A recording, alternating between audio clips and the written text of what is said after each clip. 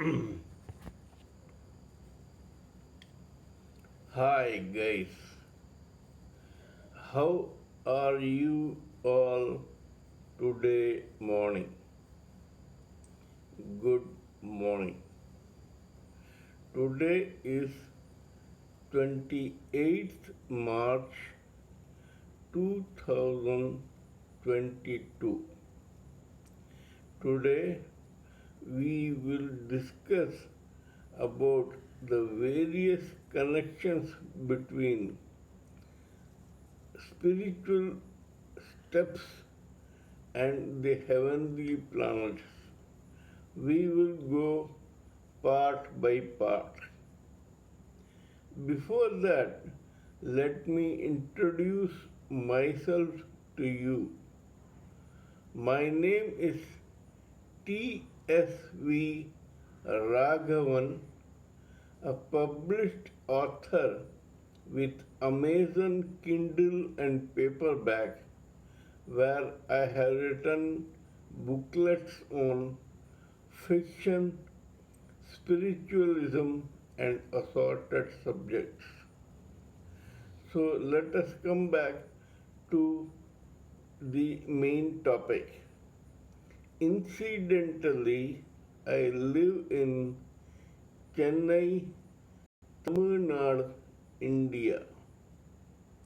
Now, let us start.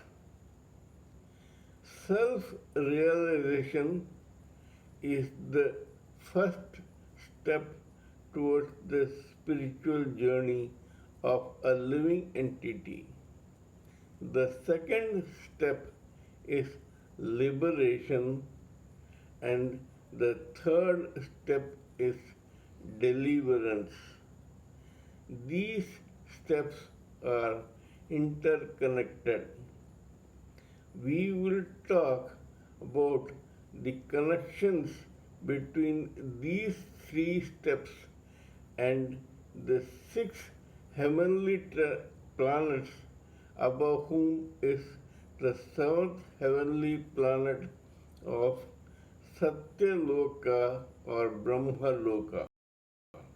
These six heavenly planets are from the bottom: first Bhuloka, second Bhuvarloka, third Swarloka, fourth Maharloka, fifth Jnanaloka, sixth Tapaloka, and after crossing all these lokas and getting delivered, the living entity or the soul reaches Satyaloka.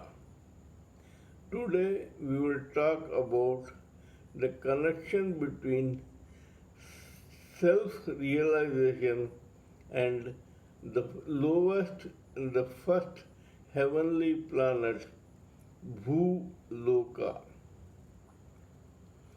Bhuloka is a very huge planet.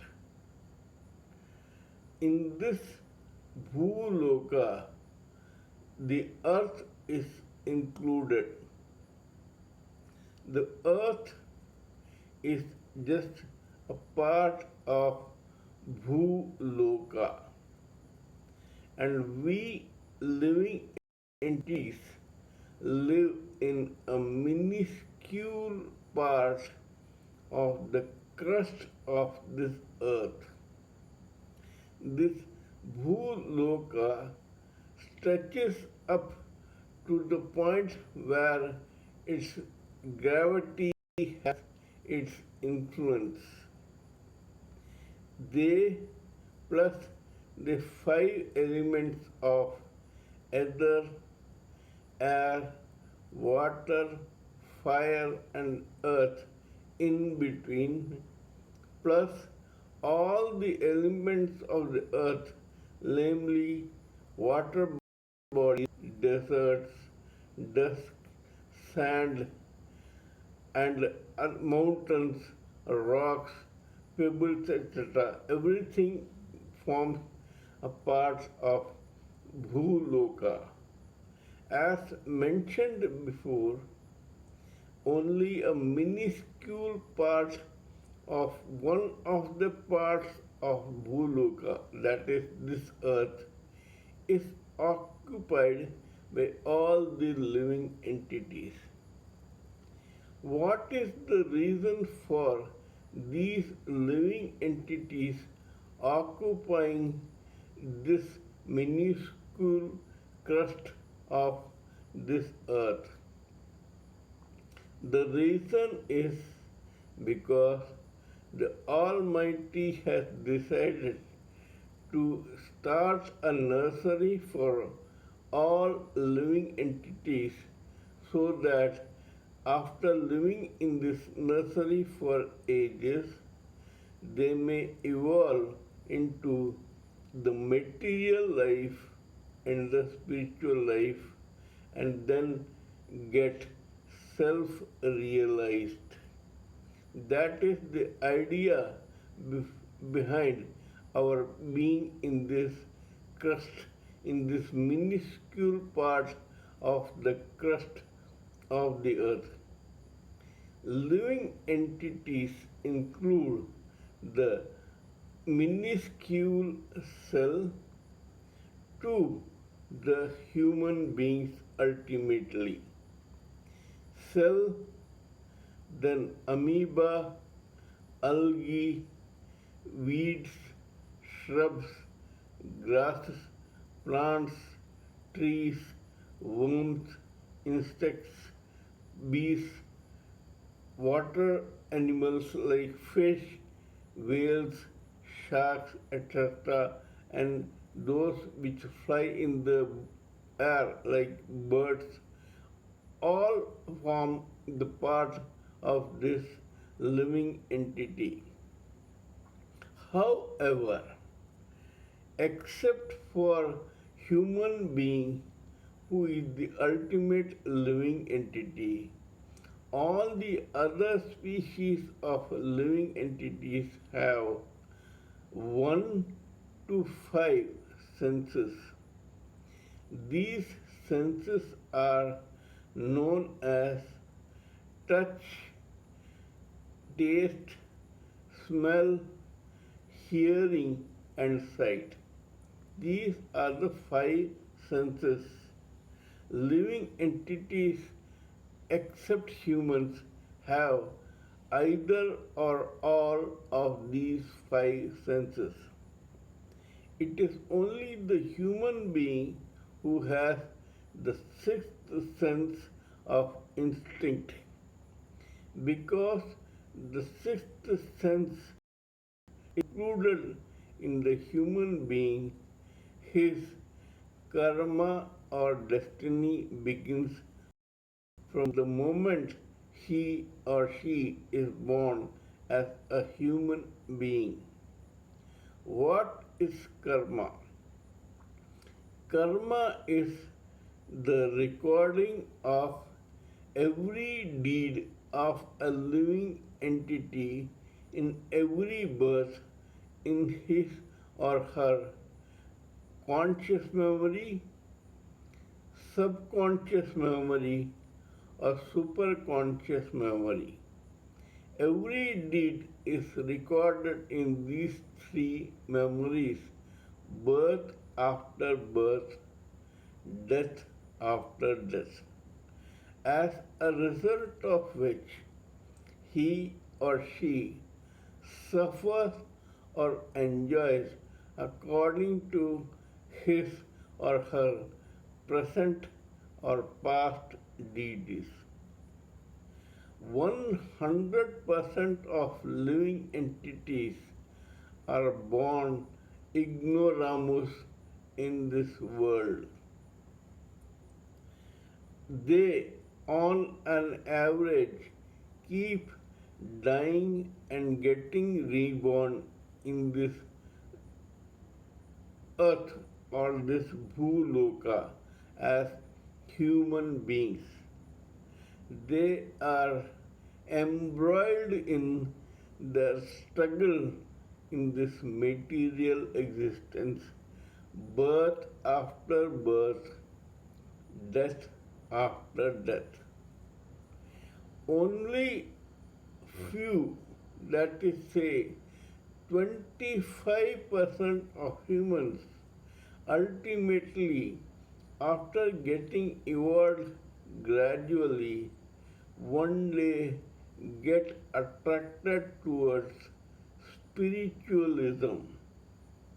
It does not happen to the mundane 75% who keep getting born and reborn as human beings in this material world. The 25% who are attracted to the spiritual side of life, once they are attracted, they don't have any going back. Whether they live or they die, it is added to their karma, as a result of which any living entity who got attracted to the spiritual side in one birth gets attracted to the spiritual side in his next birth also, sooner or later. All spiritual deeds by a human being are recorded for his or her benefit so that he or she can proceed in his or her spiritual journey. As a result of which, these spiritually inclined beings study scriptures, become contemplative, become lonely, try to meditate, become monks, rishis, maharishis, saints, ascetics, renunciants, etc. And some very lucky few or one, some who are quite evolved and who prefer this take up an ethereal body. It is not necessary that any spiritually inclined person who has taken an ethereal body is more evolved than some very evolved spiritualists. There are people who tend to become rishis, maharishis, monks, godmen, etc. in this material world and serve humanity. Those who take up ethereal bodies don't want to be born into a gross body. They would like to remain in the etheric other of this bhuloka, become invisible, remain in some other dimension in bhuloka, and help all the other spiritualists serve this humanity. Those who are in this etheric world as etheric bodies try or love or prefer to hug the background and they do not want any publicity. They only help those spiritualists who have become gods, maharishis, not gods, demigods, godmen, maharishis, rishis, and saints and other such spiritualists who are interested in serving the humanity and in helping them to evolve.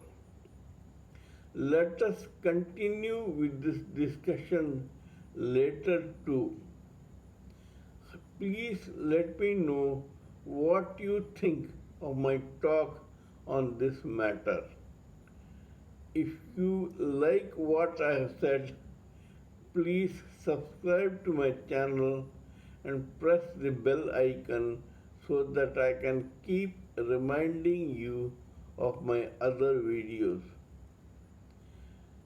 Please share your own views, opinions, thoughts, etc. on this subject so that we can brainstorm together and come up with new ideas. Till we meet in my next video, it is good day from TSV Raghavan.